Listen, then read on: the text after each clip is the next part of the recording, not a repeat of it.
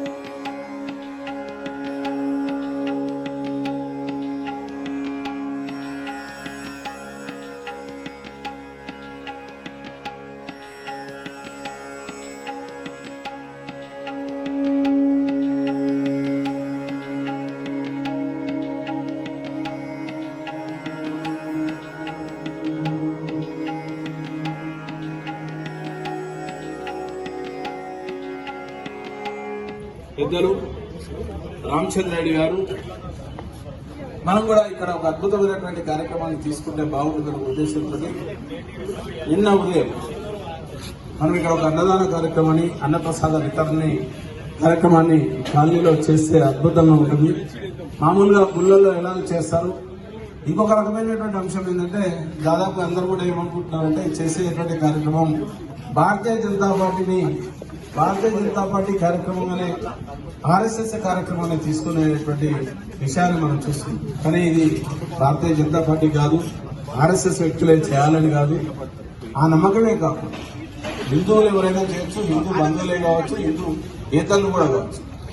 ఒక సనాతన ధర్మాన్ని కాపాడాలి, ఒక మంచి విషయాన్ని ప్రజలకు చెప్పే విధంగా చాటి చెప్పే విధంగా